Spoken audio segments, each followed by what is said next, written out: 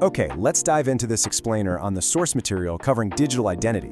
We're looking at how we can escape what's known as the panopticon and actually build a brand new data economy.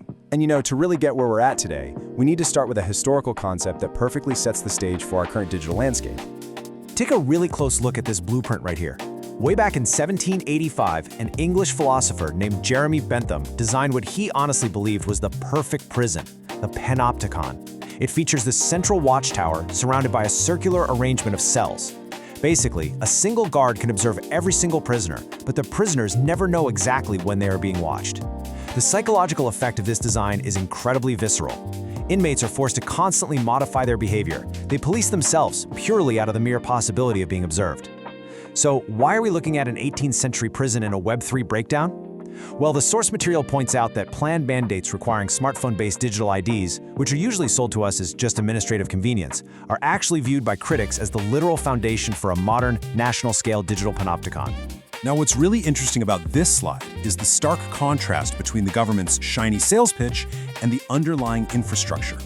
On the left, you've got this very seductive promise, right? Streamlined efficiency, rock-solid security, super easy employment verification. It sounds great, like a natural, inevitable step in tech progress. But then, look at the right side. The sources outline a much darker reality. Critics point out that the infrastructure needed to actually make this work risks tracking absolutely every single verification request you make. It basically turns every mundane interaction into a permanent data point in a massive repository. We're talking about risking cascading data breaches, enabling totally unprecedented social control, and ultimately creating a two-tier citizenship system where your basic rights might just depend entirely on your tech literacy and whether or not you want a smartphone. To really grasp the technical vulnerability we're dealing with here, we have to look at what computer scientists call the fishbowl effect. Think about it. When you mandate throwing the digital identities of millions of citizens into one massive, centralized repository, you're not just creating a database. No, you are building an absolutely irresistible honeypot. Every sophisticated adversary out there, from state-sponsored hackers looking for intel to organized crime syndicates just hunting for profit, they are all going to target this exact single point of failure.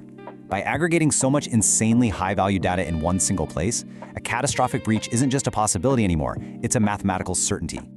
And the crazy thing is, this isn't even a new revelation. Way back in 1970, computer scientist James Martin wrote, "The larger and more valuable the data repository becomes, the more attractive it appears to attackers." It's just human nature, right?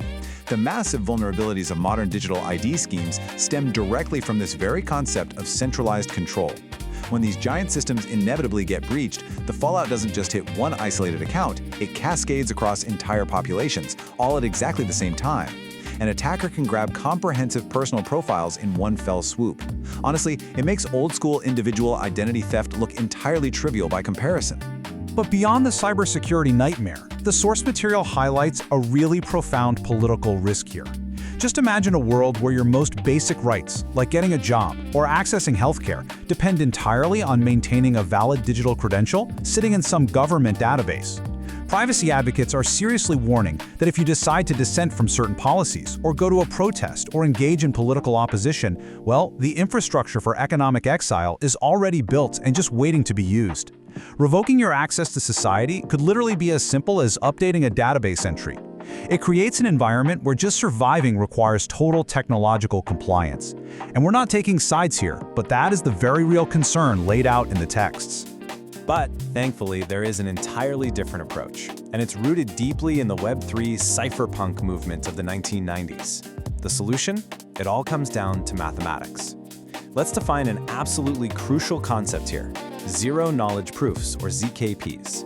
Essentially, these are advanced cryptographic methods that let you prove a specific claim, like confirming you're over 18 or proving you have the legal right to work, without revealing a single drop of the underlying personal data.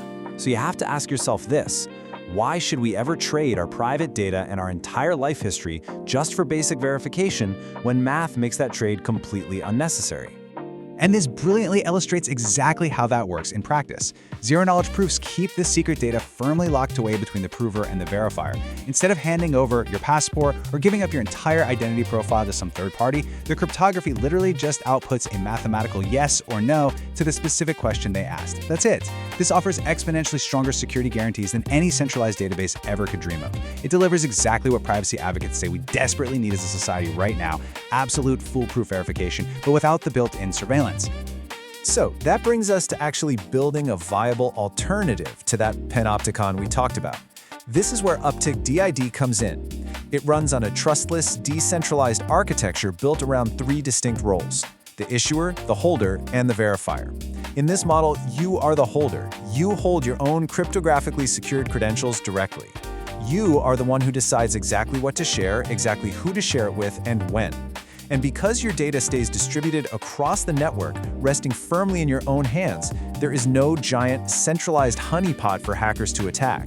It just drastically reduces that systematic risk we were talking about earlier.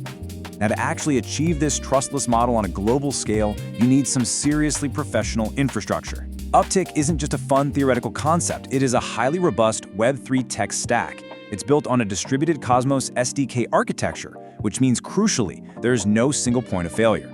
It utilizes IBC protocols for true cross-chain interoperability, bridging across Cosmos, Ethereum, Binance Smart Chain, and Polygon, that fundamentally prevents any single entity from ever locking you in. It also integrates IPFS for totally decentralized, tamper-proof Uptick storage. And the best part? All of this incredibly complex cryptography is made super accessible to the everyday user through the Upward wallet and the Vouch platform. But as the source material makes very clear, the technology itself is really only half the battle, right? Governance is the other half. Centralized systems always end up facing immense pressure from shifting regulatory frameworks and political agendas. Uptick tackles this head-on by replacing that political control with mathematical certainty and totally transparent on-chain community consensus. Through Uptick's social DAO infrastructure, it's the community that collectively owns and manages the verification standards. Every single decision is auditable and it's immutable. This directly ensures that the infrastructure fundamentally serves the actual needs of its users, rather than being twisted by shifting external control. Let's move to Uptick and see how this builds the foundation for an entirely new digital landscape. Looking at the Uptick pyramid from the bottom up, we start with these connected ecosystems and programmable access. Then, move up to verifiable credentials, and it's all capped off by the Uptick data service at the very top. What this architecture ultimately achieves is nothing short of a completely new data economy. It allows platforms to seamlessly power e-commerce, wallet-based app access, and loyalty rewards smoothly and efficiently. But crucially, and this is the big takeaway, it does all of this without ever needing to store your private user data. You still get all the frictionless, easy benefits of modern digital life, but you retain absolute ownership and control of your identity. Listen, the global stakes right now literally could not be higher. The digital systems we are building today are going to define the evolution of our entire society for decades to come. So the question is, do we just accept mass observation as the inevitable price of convenience, or do we actively build alternatives? Well, this is where you come in. Right now, you can scan these QR codes to access the Uptick Special Interest Groups, or SIGs. They cover everything from real-world assets to creator economies and lifestyle ecosystems. I highly encourage you to pull out your phone right now and scan these. Join the Uptick community and become an active part of the focused discussions that are actually shaping this new decentralized reality. So the crucial point is this. We are standing at a major historical crossroads. The technology to protect both our personal security and our fundamental freedoms already exists today, and the economic advantages are already proving the real-world utility of decentralized, privacy-respecting networks like Uptick. The only thing left is our collective choice. Will you accept a future of centralized digital observation, or will you leverage these incredible tools to secure your own digital sovereignty? The tools are ready and waiting. Thank you so much for joining me on this explainer, and I really can't wait to see you inside the Uptick community.